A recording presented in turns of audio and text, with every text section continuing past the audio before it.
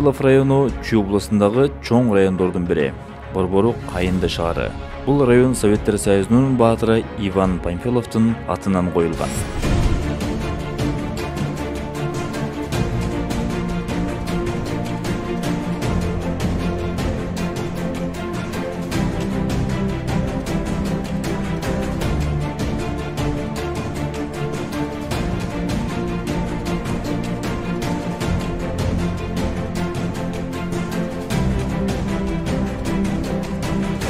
Чүй облусунун жетекчиси Тентишев Эркин Саткынбаевич Панфилов районуна болгон иш сапарында алгач райондогу көйгөйлүү аймактарды Панфилов районунун акими, жетекчилери, айлык бут башчылары менен биргеликте кыдырып чыкты.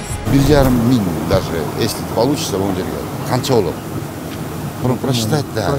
Сметасын кылып, да? Конечно. Эметип туруп эле бетонировать этип туруп, гидроизоляциясын жакшылап берип туруп эле коюп берсеңер түшүп турат могу. Ана, правда, 1 жылда, 2 жылда кайра чистеп туруш керек, тазалап туруш керек болот. Калган ушундай эле болуш керек. Эң оңой нерсе да. Анан ар жагына бир 2-3 бочка туруш керек, туурабы? Панфилов районуна караштуу Орто Кайыл аймагындагы Букара айылынын тургундары таза суу маселесин көп жылдан бери тартып келет. 2017 жылы Аз Сафа фонду тарабынан 700 миң сом бөлүнүп суу түтүктөрү алынган. Түтүк нормально. Түтүк нормально. Минимум ошо 100 куб болсо, ошондо примерно просто жазап койгон нерсени водопроводду кайра талкалабай сактайсыңар. Ал ар бир үйгө киргенде уже. Панфилов районунун Кумарык айылындагы Кожомкулов атындагы орто мектебинин спорт залынын авариялык абалы менен таанышуу болду. Бул мектеп 1984 жылы 2 кабаттуу болуп курулган. 2019 жылы спорт залы жараксыз деп табылып, мектептин жанынан башка спорт комплексин куруу чечими кабыл алынган. Биздин мектеп 1986 жылы курулуп бүтүп ишке берилген. Учурда 350 бала окуйт. Бирок тилекке каршы спорт залыбыз бүгүнкү күндө авариялык абалда турат. Биз институт сейсмологиядан адистерди чакырып 2 жыл мурда заключение чыгарып алганбыз. Спорт залды оңдоп түзөөгө эч кандай мүмкүнчүлүк болбойт. Сносить и башынан баштап курулуш иштерин жасоо керек болуп атат. Учурда биздин балдарыбыз азыр спорт залга абдан муктажбыз. Чүй облусуна караштуу Панфилов районунун Орто Арык айылындагы таза суу маселеси көп жылдан бери көтөрүлүп келүүдө. 2021 жылы суу акпай калып, мектепке жана бала бакчага суу ташыган машина менен сууну ташып келүүгө туура келген. Эми жергиликтүү бийлик өкүлдөрү сунуш берип, 2022 жылы Арис долбоору жана республикалык бюджеттен каржыланат деп күтүлүүдө. Бизде бул жерде бир 4 баласы менен жалгыз бой келинчек бар. Анан кийин ошолор үчүн мисалы үчүн жанакы Марат байке Раматылыктын келинчеги Нурзина. Бир жума болду дейт, үйдө кирим жуулбай атат. Эмне себеп? Суу жок. Балдарым айтым дейт, кара эриткиле жана каналдан келип суу ташып келгиле деп бир күн кечке эртең менен саат 9-12 чейин кир жуудум дейт. Мындай болбойт го. Ошого силер мынакей проект жасайт болбой атат. Бул киши мен түшүндүм, ответ секретарь временно исполняющий экен, туурабы ушундай? Бул киши деле мындай ачык айтканда билбейт экен. Ошол себептен айыл өкмөтүң жокпу? Значит, давай депутаттарды аласыңар менен 1 ай. Максимум. 1 айдын ичинде бүтүргүлөбүз. Ар бир нерсенин өзүнүн сааты келет экен. Бул жеңеме чейин менен мындай жатканда экс деп атат дегендей биз көп жүрдүк мынакей. Аким Жолдош аким менен дагы мынакей көп кызмат кылып биз менен чогуу чуркап жүрдү. Бактыгүл эже деле чын эле ответственный секретарь болчу буга чейинчи. Эң активист мынакей аксакалыбыз чогуу жүрдү биз мененчи. Анан эми ар бир нерсенин ойшун убагы келет экен. Кудай буйруп мынакей сиз да келип калдыңыз. Балким сиздин көмөгүңүз менен айылдын жардамы менен, элдин жардамы менен эл журттун Кудай буйруса болуп калса, анда 1 айдан кийин болуп калса, сонун иш болгон турат. Силер жасап беришиңер керек документти. Документке биз киреше албайбыз. Эмиле, сен умушун берет. Тендерди силер өткөзөсүңөр. Биз өткөзө албайбыз. Биз силерге берген эмеңерди ошого биз акчаны биз элетип беребиз. Анан кийин жасап аткан кишини дагы өзүңөр контролдойсуңар.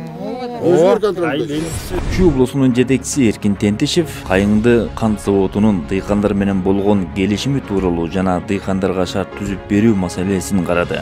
Кайыңды кант заводунун өкүлдөрү кошумча жер тилкесин бөлүп берүүнү суранышты. Ошондой эле Кайынды кан заводунун балансындагы бала бакчанын жана маданият үйүнүн имаратын мамлекетке өткөрүп берүү боюнча сунуштар айтылды. Кыргызстанда бош жер вообще жок. Мен сам ФПС'ин жери деп атам. ФПС'ин жери в аренду отдается, но рассматривается основной вопрос. Чему? Это продовольственная программа, производственно. Ошолорго берилиш керек. Эң биринчи. Разницы нету, кому мы в аренду отдаем. Но самое главное, маселе сахар бизге өзү керек да. Бияктан биз жетекчилик менен биз район администрация сүйлөшкөнбүз. Бул жерде дом культуры, анан кийин бала бакчасы бар экен булардын эмесинде. Программада бар. Анан кийин ушул эки нерсени биз сүйлөшкөнбүз. Бул кишилер бизге өз ыктыяры менен берип атат да, биздин баланска, райондун балансыначы. Биз бул жерде дом культура, маданият үйү менен бала бакчанычы. Потому что булар жөн эле турат да.